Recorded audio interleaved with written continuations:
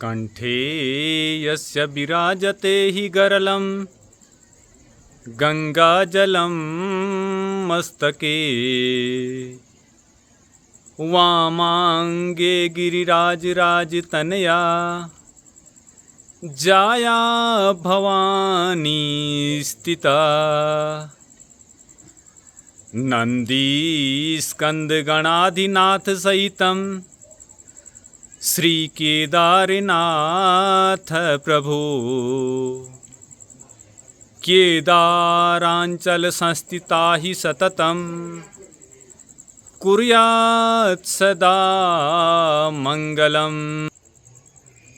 धार्मिक और पौराणिक रूप से भगवान शिव को समर्पित यह मंदिर अपने आप में एक विशेष महत्व रखता है। अभी मैं भगवान केदारनाथ की शीतकालीन गद्दी स्थल ओंकारेश्वर मंदिर ऊखीमठ में मौजूद हूँ।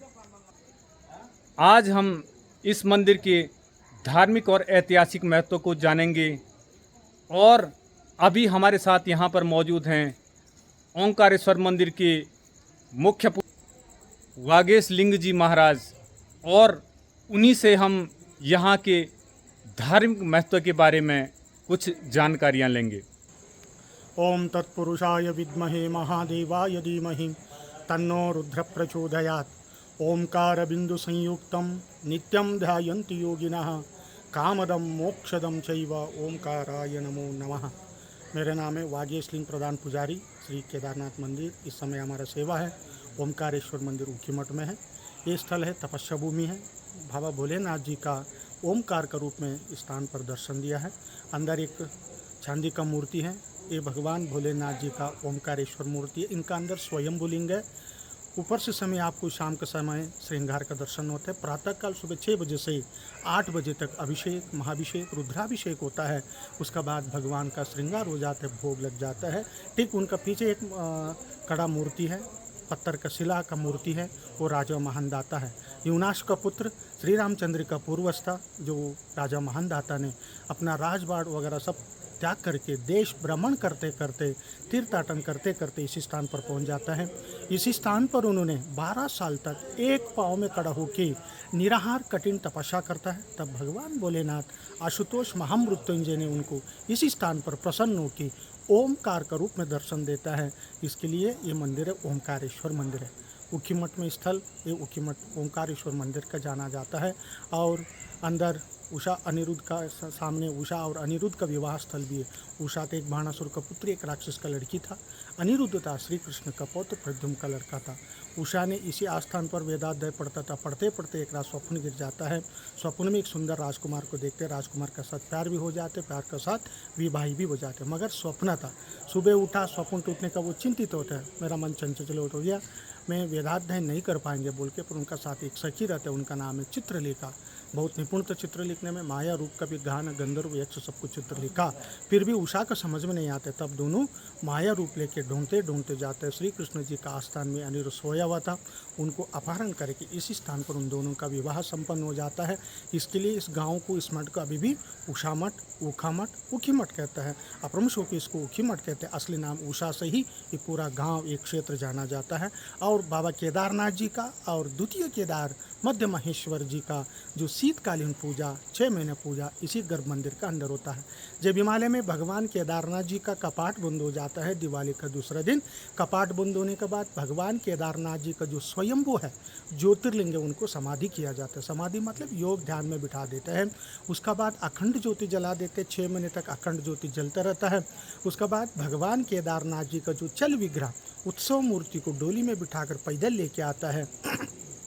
इसी गर्भ मंदिर के अंदर प्रतिष्ठापन करके 6 महीना पूजा पाठ अर्चना संपन्न हो जाता है। इसके लिए इस स्थान को पंच केदार का गद्दीय स्थान माना जाता है। हिमालय में 5 केदार है। केदारनाथ जी हैं, द्वितीय केदार मधमेश्वर जी है, तुंगनाथ, रुद्रनाथ और कल्पेश्वर। जब महाभारत युद्ध हुआ, युद्ध होने के बाद जब पांडवों को पाप लग गई तो गुरुहत्य और गोत्रहत्य, वो पाप विमोचन के लिए पांडव ने हिमालय में आया। तब भगवान भोलेनाथ ने इनको अलग अलग स्थान पर अलग अलग रूप से पशु का रूप लेके अलग अलग स्थान पर अलग अलग रूप से दर्शन दिया। यही पंच केदार बना हुआ है। जो यात्री, जो नरमानव जो पंच केदार यात्रा करता है उनके शिव सानिध्य होता है। जो पंच केदार यात्रा करना थोड़ा कठिन है, तो क्योंकि ये दुर्गम स्थान में है, सब लोग नहीं जा पाता। इसके लिए जो यात्री, जो श्रद्धालु हिमालय में जाके जो पंच केदार यात्रा नहीं कर पाता है, इस गद्दी का, इस मंदिर का दर्शन करने से पूरा पांचों केदार का यात्रा संपूर्ण हो जाता है और मनोकामना भी पूर्ण हो जाता है। क्योंकि यहाँ साक्षात भगवान भोलेनाथ जी का 6 महीने वास इसी स्थान पर होता है। इसके लिए ये पंच केदार गद्दी भी है, उषा और अनिरुद्ध का विवाह स्थल भी है और ओमकारेश्वर का स्थल भी है और राजा महानदाता का तपस्या भूमि है।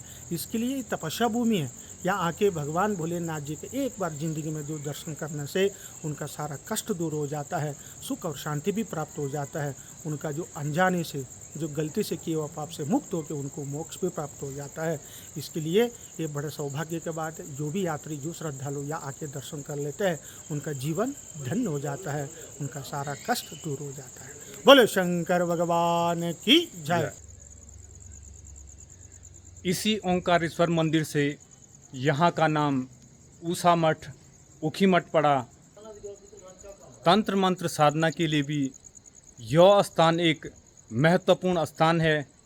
और इसी कड़ी में अब हम जो ये मंदिर समिति के वेद पाठी हैं आचार्य विश्व मोहन जमलोकी जी, उनसे जानेंगे।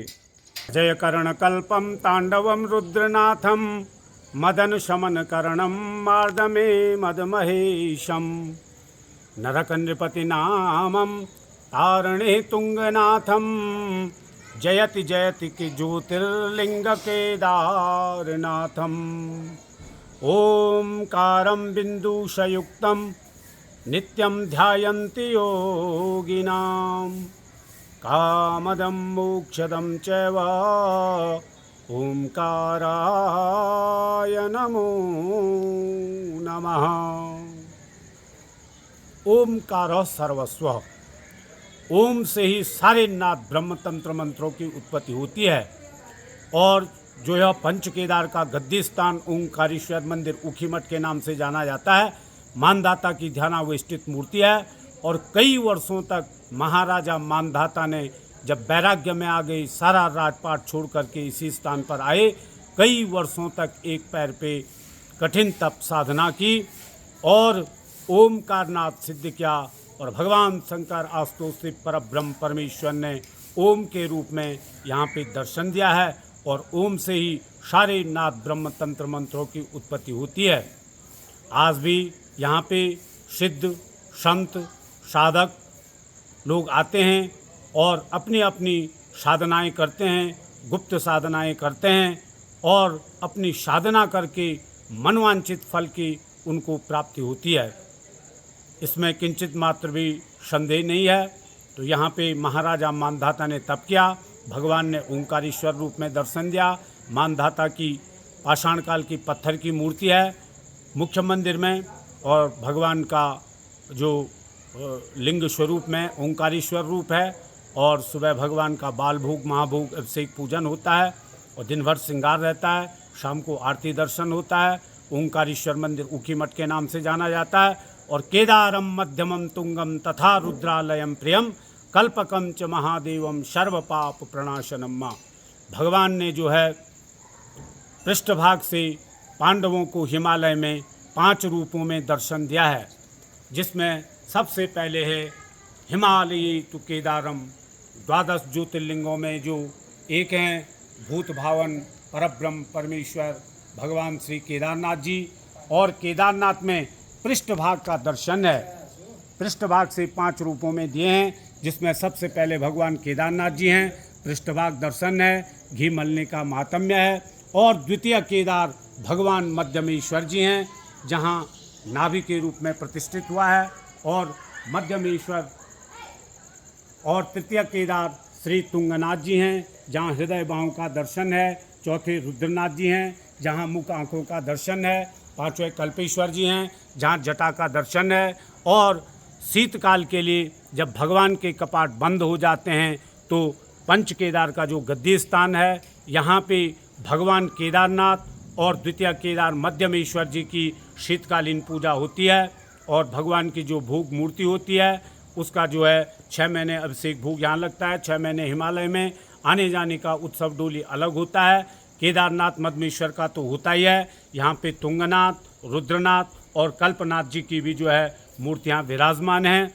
और मूर्ति के साथ साथ यहाँ पे भगवान के पंच केदार लिंग दर्शन भी है, क्योंकि पंच केदार के जो मंदिर हैं वो दुर्गम हैं और जो लोग पंच केदार नहीं कर पाते हैं, किसी कारणवश नहीं जा पाते हैं, तो यहाँ पे पूरा दर्शन लाभ पंच केदार का मिलता है। पंच केदार दर्शन लाभ है, जो कि एक पंच केदार का जो मंदिर है यह हक हुकूक का भी मंदिर है और गढ़वाल साहित्य की परंपरा रही है। यहाँ पे तमाम कार्यक्रम होते हैं, बगद्वाल नृत्य, पांडव नृत्य, जो कि कई महीनों तक चलता है, जिसमें पशुओं पे शक्तियाँ अवतरित होती हैं। तो आज भी जो उखीमठ ग्राम सभा के जो पांडव नृत्य होता है उसके जो अस्त्र शस्त्र होते हैं ये पंच केदार मंदिर में सुपूजित होते हैं। और पंच केदार लिंग दर्शन, पांडवों का अस्त्र शस्त्र का दर्शन है, 12 माता है और भगवान भैरवनाथ जी हैं जो शंकर भगवान के प्रमुख गणों में हैं। जब भगवान केदारनाथ की डोली जो है अपने धाम के लिए प्रस्थान करती है तो अगले दिन भगवान केदारनाथ जी का बड़ा भव्य दिव्य और पूजन होता है। तमाम ग्रामीण लोग, तमाम श्रद्धालु भक्त आते हैं और अपनी अपनी तरफ से भगवान को आटे का प्रसाद और अनन्य भाव से प्रसाद भगवान को चढ़ता है। भगवान का महाभिषेक पूजन होता है, क्योंकि भगवान के आगवानी वीर हैं तो भैरवनाथ जी हैं। और यहीं पे आपके उषा अनिरुद्ध विवाह प्रणय स्थल है। उषा बाणासुर की बेटी, अनिरुद्ध कृष्ण के पौत्र प्रद्युम्न के बेटे हुए हैं।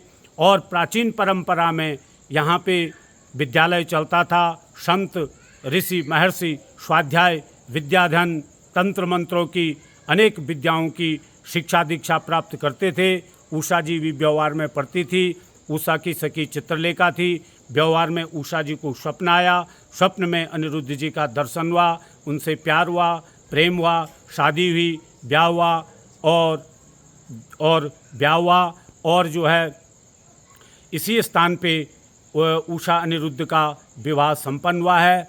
और उषा के नाम से ही यह उषा मठ के नाम से जो है प्रसिद्ध हुआ है।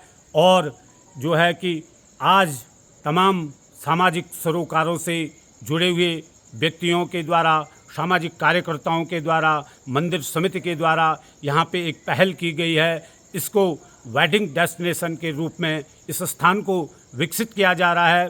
और निसंदेह इसको विकसित करने से यहाँ पे एक स्वरोजगार की पहल और तमाम धार्मिक आर्थिक रूप से भी इसका बहुत बड़ा महत्व है। और निसंदेह जो है लोगों को एक स्वरोजगार उपलब्ध होगा और इससे आय के स्रोत बढ़ेंगे। और उषा अनिरुद्ध विवाह के साथ साथ जो केदार के जगत गुरु हैं श्री 1008 रावल भीमा शंकर लिंग शिवाचार्य जी, उनका गद्दी दर्शन है। और गद्दी दर्शन के साथ साथ यहाँ पे महाशिवा भगवती चंडिका माता का दर्शन है, क्योंकि प्राचीन परंपरा में गाँव में माँ भगवती ने भक्तों को दर्शन दिया। और दर्शन के साथ साथ उनकी पूजन व्यवस्था न होने पे जो है ग्रामीणों ने जो शक्ति के जो फरसे हैं लकड़ी के हैं और उनको यहाँ मंदिर में रखा, ताकि इनका नित्य निरंतर यहाँ जो है पूजन होता रहे।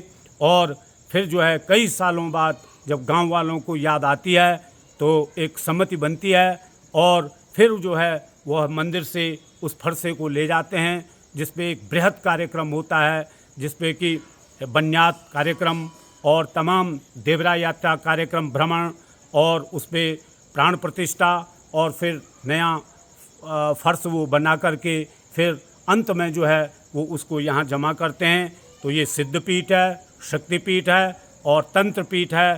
सारी मूर्तियाँ यहाँ नैना विराम हैं और पूरे विश्व के अंदर यही एक ऐसा मंदिर है जहाँ मुख्य द्वार पे ब्रह्मा विष्णु जो है द्वारपाल के रूप में खड़े हैं।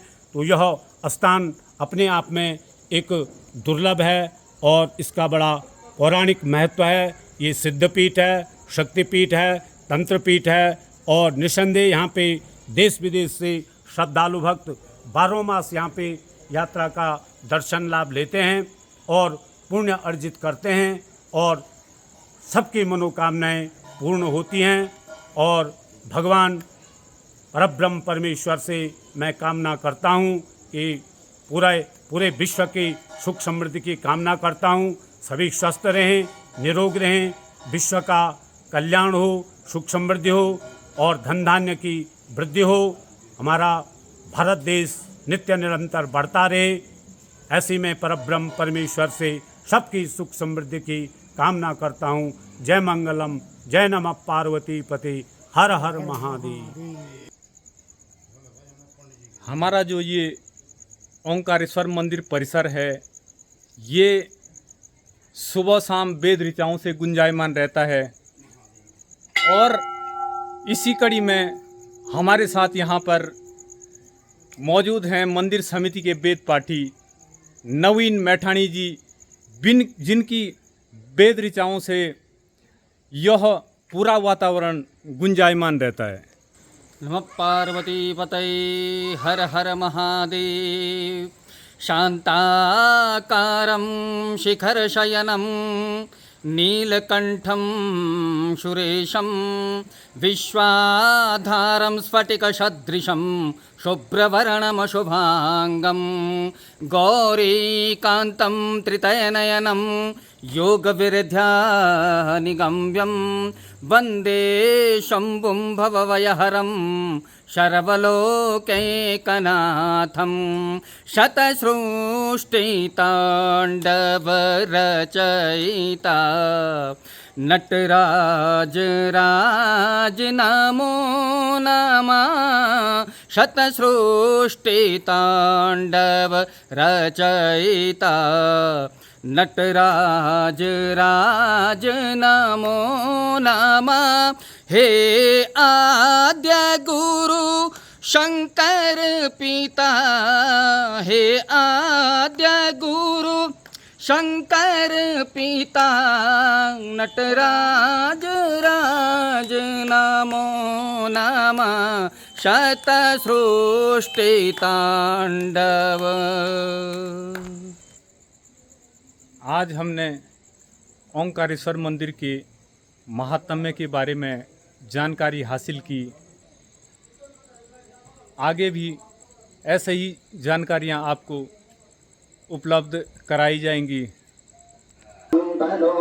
अब यहाँ पर सायंकालीन आरती शुरू हो गई है और आप भी सायंकालीन आरती के दिव्य दर्शन करिए। वेद ऋचाओं से एक बार फिर ऊखीमठ क्षेत्र गुंजायमान हो रहा है। कभी तो जम्बो फलचारुभक्षणम्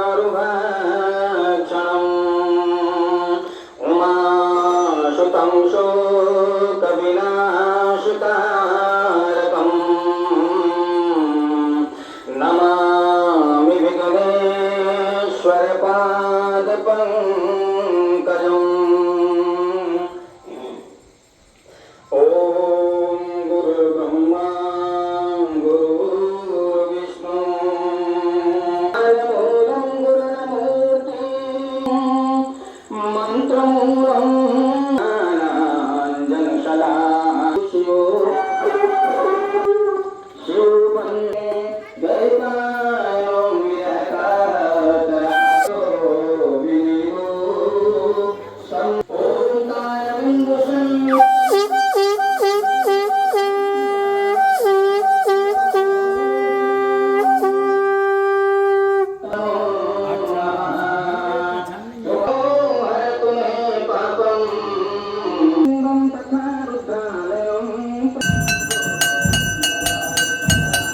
केदारनाथ जी के जगत गुरु रावल श्री भीमा शंकर लिंग शिवाचार्य महाराज की गद्दी है, जो इस गद्दी में विराजमान होते हैं। यहाँ पे भगवान केदारनाथ जी का जो कपाट खुलने का मुहूर्त होता है, महाशिवरात्रि के व्रत पर्व पे समस्त गणमान्य लोगों की उपस्थिति में श्री बद्रीनाथ केदारनाथ मंदिर समिति के अधिकारी कर्मचारियों की उपस्थिति में भगवान श्री केदारनाथ का दिन होता है। और द्वितीय केदार मदमेश्वर जी का भी कपाट खुलने का दिन, बंद होने का दिन जो है, इसी स्थान पे पंचांग गणना के अनुसार सुनिश्चित होता है। और इसी के बगल में भगवान श्री केदारनाथ जी का गद्दी दर्शन है, जिसमें कि भगवान की विशेष पर्वों पे भगवान की पंचमुखी मूर्ति विराजमान होती है, जिसपे सोने का भी मुकुट होता है। और ये भगवान केदारनाथ जी का गद्दी दर्शन है। प्राचीन परंपरा में इसको न्यायालय भी माना जाता था। अगर कहीं किसी के बीच विवाद होता है तो यहाँ उनका फैसला होता था, उनको यहाँ न्याय भी मिलता था। तो ये जो है केदारनाथ जी का गद्दी दर्शन, और जिसका दर्शन पुण्य लाभ आप अर्जित कर सकते हैं। ये प्राचीन परंपरा में पूरा कोठा भवन था, जो कि पौराणिक पत्थरों से और वास्तुकला से निर्मित था। ये उषा अनिरुद्ध विवाह का मंडप है, जहाँ पे उषा और अनिरुद्ध 7 फेरों के बंधन में बंधे हैं। यहीं पे उनका वैवाहिक पाणिपीडन संस्कार सुसंपन्न हुआ और उषा के नाम से ही उषा मठ नामकरण हुआ। यह उषा अनिरुद्ध विवाह परिणय स्थल है, और आज भी जिनका विवाह नहीं होता है, मांगलिक दोष अगर होता है, तो इसके दर्शन मात्र से शीघ्र विवाह हो जाता है और निस्संदेह मनवांछित फल की प्राप्ति होती है। ये उषा मठ महात्म्य यत्र उषा अनिरुद्धश्च चित्रलेखा च तत्सखी ओंकारीश्वरस्तथा देवी वाराही चंडिका तथा राजर्षि चापि मानधाता तिष्ठन्ते ते वरप्रदा दर्शनात् पूजना येषां लभते वाञ्छितं फलम्।